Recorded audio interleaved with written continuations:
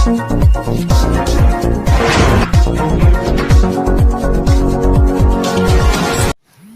हूं आपके साथ अनम और आप देख रहे हैं डीपीसी न्यूज नेटवर्क। आइए दिखाते हैं इस वक्त की बड़ी खबर।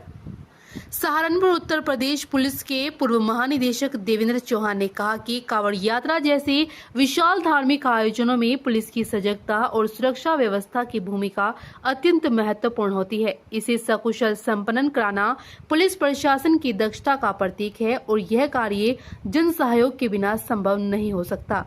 पूर्व डीजीपी रविवार को जीपीओ रोड स्थित एक होटल के सभागार में डीपीसी न्यूज नेटवर्क द्वारा आयोजित पुलिस प्रशासनिक अधिकारियों के सम्मान समारोह में मुख्य अतिथि के रूप में बोल रहे थे।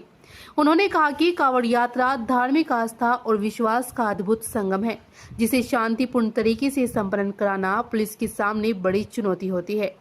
पश्चिम उत्तर प्रदेश में इस यात्रा का विशेष महत्व है। ऐसे में सुरक्षा व्यवस्था को और अधिक सतर्कता के साथ निभाना पड़ता है।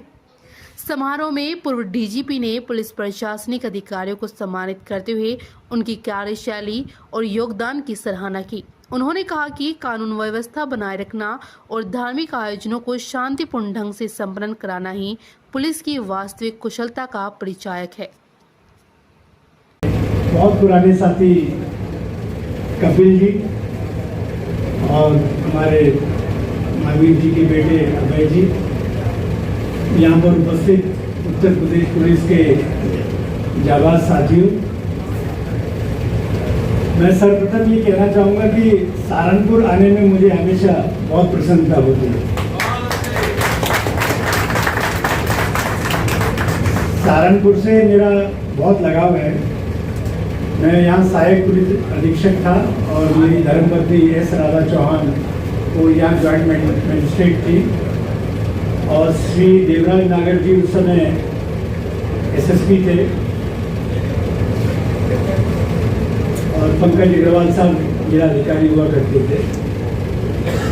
हम लोगों की पोस्टिंग को शुरुआत तो बहुत कठिन समय से हुई थी। उस साल यहाँ बड़ा दंगा हुआ था सहारनपुर में, तो सहारनपुर को उस समय समझने का मौका मिला, काम करने का मौका मिला। जाहिरा तौर पर सहारनपुर बहुत शांत रहता है, लेकिन जब कभी समस्या का उबाल आता है तो मैं यहाँ मौजूद सभी पुलिस अधिकारियों से कहना चाहता हूँ कि सहारनपुर में जब उबाल आता है बहुत जोर से आता है, तो इसलिए यहाँ पर बहुत सतर्क ड्यूटी आपको हमेशा करनी चाहिए। आप लोगों ने कांवड़ यात्रा बहुत अच्छी तरीके से यहाँ संपूर्ण की। कांवड़ यात्रा भगवान शिव का एक उत्सव है, जिसके लिए जनमानस हर जाति से, हर धर्म से अपने घरों से निकलता है, गंगा जी से जल लेता है और अपने अपने शिवालयों में जाता है। कड़ी तपस्या करते हैं कांवड़िए, मीलों चलते हैं, सैकड़ों मील चलते हैं और अपने शिवालय पहुँचकर भगवान महादेव को जल अर्पित करते हैं और अपनी मन्नत पूरी करते हैं। और इसके लिए आप लोगों ने जो मेहनत की, इसको शांतिपूर्वक रूप से संपन्न कराने के लिए, ये किसी दैविक कार्य से कम नहीं है। यहाँ पर सब इंस्पेक्टर्स उपस्थित हैं, इंस्पेक्टर्स उपस्थित हैं, बहुत सारे लोगों को मैं जानता हूँ। यहाँ पर अशोक सिसोदिया मेरे साथ रहे हैं, सिद्धार्थ वर्मा रहे हैं मेरे साथ में, मैं आपसे भी पहले मिल चुका। पुलिस फोर्स की जो नींव है वो सिपाही है, वो दीवान है, वो सब इंस्पेक्टर है, वो इंस्पेक्टर है, वो डिप्टी एसपी है। यहाँ 2 आईपीएस अफसर भी बैठे हैं। मैं उनको बताना चाहूँगा कि आपको जीवन में कभी भी ये कंफ्यूजन नहीं होना चाहिए, भ्रम नहीं होना चाहिए कि विभाग आपकी वजह से चलता है। विभाग इनकी वजह से चलता है और इनकी मेहनत से चलता है। इनके कंधों पे हम सवार होते हैं और तब हम विभाग को सही दिशा में ले जाते हैं।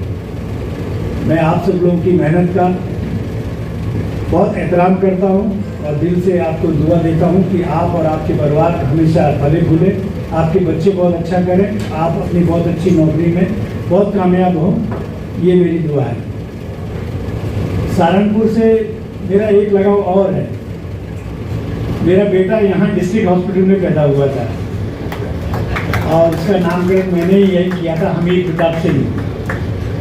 और मेरे उस समय के साथी यहाँ मौजूद हैं, सत्येंद्र पाल सिंह और बिट्टू।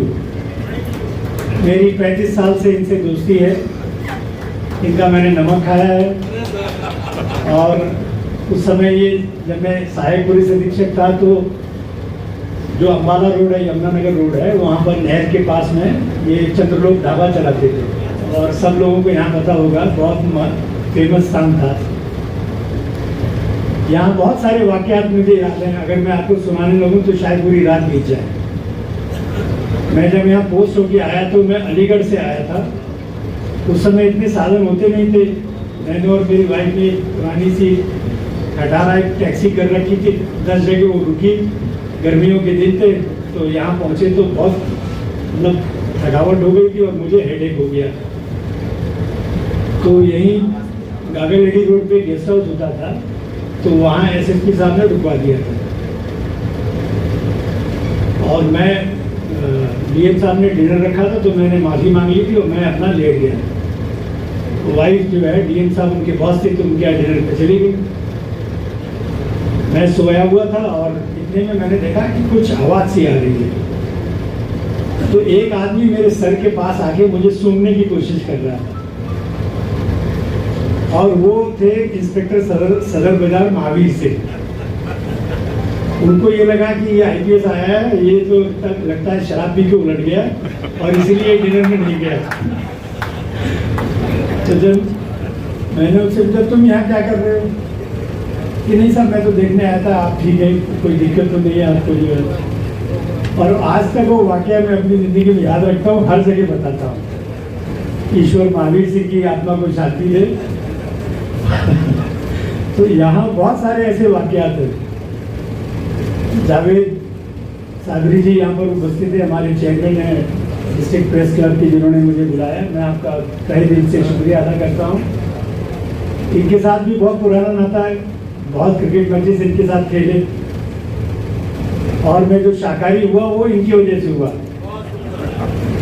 क्योंकि ये हर मैच के बाद में कुछ खाने के लिए रखते थे। उस समय मैं नॉनवेज खाता था, तो उस दिन उन्होंने मुझे चिकन करी खिलाई और मैं घर गया, मैंने बहुत उल्टियाँ की।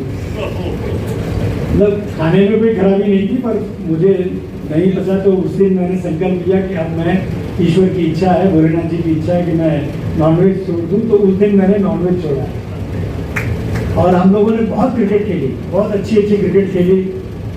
Haryana Ranji player, wicket keeper Wasim, हाँ सलीम, वो आते जो कपिल देव के साथी थे। तो मैं जहाँ भी रहा क्रिकेट कराता रहा। क्रिकेट मेरा पैशन है और मेरी वाइफ हमेशा कहती है कि मैं तुम्हारा पहला प्यार नहीं हूँ, तुम्हारा पहला प्यार क्रिकेट है। और मैं कभी इनकार नहीं करता हूँ, मैं उनको कहता हूँ हाँ ये सही है। तो जब मैं रिटायर हुआ तो हमारे दोस्त हैं राज्यसभा के, उन्होंने कहा कि आपको यूपीसीए में हम डायरेक्टर बनाना चाहते हैं और आप यूपी T20 लीग के चेयरमैन बनिए। तो मैं आज वो काम करता हूँ और बहुत मन लगा के करता हूँ। खिलाड़ियों को प्रोत्साहित करने की कोशिश करता हूँ। खेल एक अलग दुनिया है, बहुत स्वस्थ दुनिया है और इसको संभालना, इसको समझना बहुत मुश्किल काम है। हरिंदर मलिक जी सांसद जी बैठे हैं, ये मेरे बड़े भाई हैं, मेरे बहुत अजीज दोस्त भी हैं और इनको मैं इतने सालों से जानता हूँ। और इनके साथ दोस्ती करने का सबसे अच्छा तरीका मैं आप सब लोगों को बताना चाहता हूँ। जितने पुलिस अधिकारी यहाँ मौजूद हैं, आप इनसे एक बार झगड़ा कर लीजिए, ये आपके पक्के दोस्त हो जाएंगे। कांग्रेस के विधायक थे, जब मैं यहाँ आया था तो बहुत एक्टिव विधायक थे। इनकी ईमानदारी का पूरा शहर कायल था और मुझे नहीं लगता कि आपके जैसे नेता आज बनते हैं, क्योंकि समय बदल गया, परिस्थितियाँ बदल गई, तो नेता भी बदल गए, जनता भी बदल गई। जनता की अपेक्षाएं अलग हो गई तो नेताओं का अपने आप, क्योंकि नेता जो है सबसे बुद्धिमान होते हैं। पुलिस अफसर हमेशा ये कंफ्यूजन करते हैं कि नेताओं से थोड़ी दूरी बना के रहनी चाहिए, नेता अच्छे नहीं होते, नेता ऐसे होते हैं। मैं आप सब लोगों को बताना चाहता हूँ कि अगर राष्ट्रपति शासन लगता है या गवर्नर रूल लगता है किसी स्टेट में, तो ब्यूरोक्रेसी का राज होता है और वो किसी भी खराब नेता के मुकाबले वो बहुत ज़्यादा खराब होता है। तो ब्यूरोक्रेसी का रूल जो है वो सबसे खराब रूल होता है। और नेता कितना भी खराब हो, अगर वो गद्दी पे बैठा है तब भी वो न्याय करता है। और न्याय क्यों करता है कि उसे हर वर्ग का वोट चाहिए, चाहे वो हिंदू हो, मुसलमान हो, क्रिश्चियन हो, सिख हो, किसी भी जात का हो, किसी भी धर्म का, उसको वोट चाहिए। हाँ, अपनी राजनीति के लिए वो जनता के बीच में अलग अलग संदेश देते हैं, लेकिन मैं आपको बताना चाहता हूँ, आप मतलब आंख मूंद कर मेरी बात पे विश्वास करिए। आप राजीव गुंबर साहब को किसी गद्दी पर डाल दीजिए, अगर कोई मुसलमान उनके पास जाएगा तो उसके साथ न्याय ही करेंगे। और इसी तरह से आप किसी और लीडर के पास चले जाइए, सरफराज भाई बैठे हैं, इनके पास कोई हिंदू चला जाए, ये मुसलमान के लिए इतने दौड़ के काम नहीं करेंगे, हिंदू के लिए ज़्यादा दौड़ के काम करेंगे, क्योंकि इनको हिंदू का वोट चाहिए। तो इस तरह से देश की जो पार्लियामेंट्री डेमोक्रेसी है, ये अपने आप में बहुत बड़ी चीज़ है और ये जनता के द्वारा बनाई गई है। भारत की जनता बहुत ही सुलझी हुई, बहुत ही मैच्योर, पॉलिटिकली कॉन्शियस जनता है। वो अपने नुमाइंदे बहुत सोच समझ कर चुनती है और समय के अनुसार चुनती है। हर एक पार्टी का, हर एक लीडर का समय होता है और समय के अनुसार जनता उसको बनाती है और समय के अनुसार जनता उसको बिगाड़ती है। तो इसलिए आपको पार्लियामेंट्री डेमोक्रेसी में बहुत आपका विश्वास होना चाहिए। मैं इसलिए कह रहा हूँ कि पड़ोसी देश में अभी हमारे यहाँ नेपाल में कुछ घटनाएं हुई, इससे बहुत सारे लोग भारत में सवाल उठा रहे हैं कि भारत में भी ऐसा हो सकता है। भारत में ऐसा कभी नहीं हो सकता, क्योंकि भारत की जनता अपनी सरकार में पूरा विश्वास रखती है। वर्तमान सरकार के लिए मैं जरूर कहूँगा, सांसद जी आपकी आज्ञा से, क्योंकि मैं बीजेपी सरकार में डीजीपी रहा और मुझे अभी सरकार में, मैं यहाँ 2 दिन पहले आया था विकसित भारत के लिए, मुख्यमंत्री जी ने मुझे भेजा था। तो शहर के तमाम लोगों से, किसानों से, उद्योगपतियों से, व्यापारियों से, अधिकारियों से मुलाकात हुई। उनके बीच में जो विकसित भारत का सपना है आदरणीय मोदी जी का, उसके बारे में बताया गया, उसके बारे में रखा गया। सरकार कितना लंबा सोच रही है। हमारे यशस्वी चीफ मिनिस्टर योगी आदित्यनाथ जी बहुत दूर की सोच रहे हैं। क्यों? क्योंकि जनता का जो दर्द है वो उनके दिल में है। मैं ये जरूर बताना चाहता हूं, क्योंकि मैंने उनके बहुत निकट रह के काम किया। वो किसी पार्टी के हों, इससे मैं इसके बारे में मैं जिक्र नहीं कर रहा, मैं उनकी व्यक्तिगत क्वालिटी का जिक्र कर रहा हूँ। 24 घंटे अगर जनता के लिए सोचने वाला कोई शख्स, कोई इंसान, कोई लीडर मैंने देखा तो वो योगी आदित्यनाथ जी।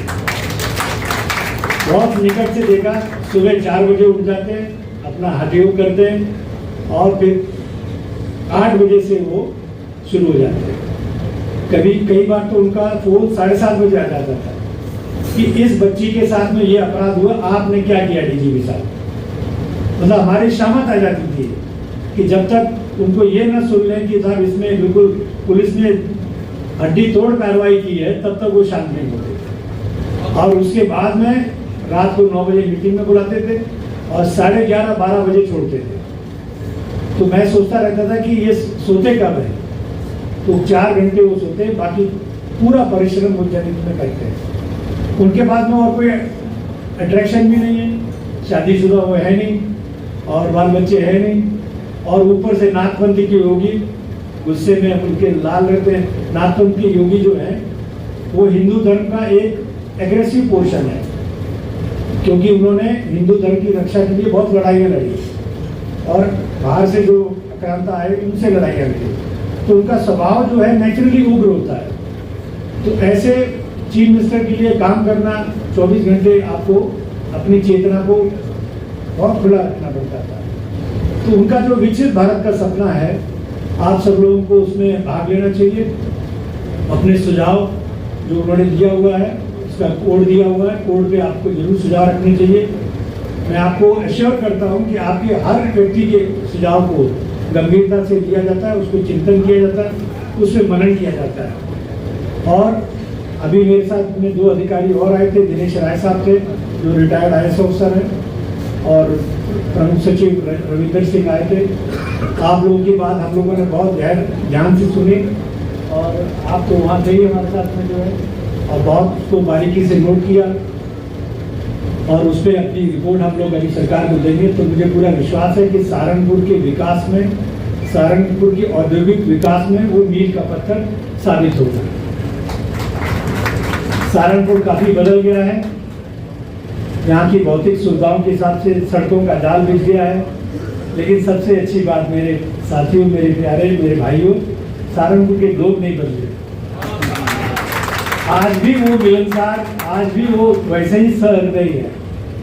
मैं उत्तर प्रदेश में कई जिलों में पोस्टेड रहा, मैं हर जगह आपको अपने दिल पर हाथ रखकर बोल रहा हूँ, हर जगह मैंने कहा कि सहारनपुर जैसे लोग कहीं नहीं मिले मुझे। जो प्यार, जो सम्मान आपने दिया वो मुझे कहीं नहीं मिला। और सबसे बड़ी बात, जो यहाँ पुलिस अधिकारी मौजूद हैं, आप जब चले जाएंगे ये आपसे तब भी संपर्क रखेंगे और कभी भी आपसे कोई अपेक्षा नहीं करेंगे कि आप उनका ये काम करेंगे। तो जब भी कपिल जी मुझसे मिलने आए, मैं कहीं भी रहा, वो किसी काम से नहीं आए, वो बस मुझसे पूछने आए। आज भी पहले मिले तो पूछे कि बच्चे कैसे हैं, तो मैंने कहा बच्चे तो बड़े हो गए। तो इस तरह का प्यार यहाँ पर मिला। I think you are very fortunate, जितने यहाँ पुलिस अधिकारी हैं, आप यहाँ बैठे हैं, आपने बहुत अच्छा काम किया, आप बधाई के पात्र हैं। और आप बहुत फॉर्चुनेट है कि आपकी पोस्टिंग सहारनपुर में है। आपको जीवन में हमेशा ये याद रहेगा। जितने यहाँ एक्सपीरियंसेस मिलते हैं बहुत अच्छे मिलते हैं। मैं आप सब लोगों को बहुत बधाई देता हूँ कि आपने इतना अच्छा काम किया। एसएसपी तिवारी जी से मेरी बात हुई थी, उनकी बेटी की तबीयत ठीक नहीं है तो अपने परिवार के पास गए हुए हैं। और डीएम साहब जो हमारे यहाँ पर है, वो भी बंसल जी जो है वो भी बाहर गए हुए हैं। इत्तेफाक से बंसल साहब हमारे दामाद हैं। मेरा जो बैचमेट है ज्ञानेश कुमार, उनकी बेटी से उसकी शादी हुई है। तो हम लोग कहते हैं कि हमारी मान्यता होती है कि भाई बैच में जिसकी बेटी है वो उसका जो शादी हुई है वो दामाद है हमारा। तो वो भी बहुत अच्छा अधिकारी है यहाँ पर और बहुत अच्छा कर्मठ टीम है यहाँ पर। आप सब लोगों को बधाई देता हूँ और सहारनपुर के लोगों को बहुत दिल से मैं दुआ करता हूँ कि आपने मुझे बुलाया। आप हमेशा खैर मकदम आपका रहे और आपका इकबाल बुलंद हो। नदीम अख्तर जी जो हमारे शहर काजी यहाँ आए हैं, मैं उस समय कठिन परिस्थिति थी, सहारनपुर में कर्फ्यू लगा हुआ था, तब मैं उनके घर गया था और मैंने उनका नमक खाया है, मैं आपका याद रखता हूँ। और उस समय आपकी बेटी जो है वो डॉक्टरी करने की सोच रही थी, डॉक्टरी की भी नहीं से। जितने सारे मुसलमान यहाँ बंधु उपस्थित हैं उनको ये सीख लेनी चाहिए कि अपने बच्चों को मॉडर्न एजुकेशन देनी चाहिए। और इतने प्रोग्रेसिव, इतने मतलब आगे सोचने वाले हमारे नदीम अख्तर जी हैं, मैं आपको बधाई देता हूँ। और अंत में मैं अपने कार्यक्रम के चेयरमैन जावेद साबरी साहब का बहुत धन्यवाद करता हूँ कि आपने मुझे बुलाया यहाँ और अपने पुराने साथियों के बीच में रहने का मौका दिया। धन्यवाद। जय हिंद, जय भारत।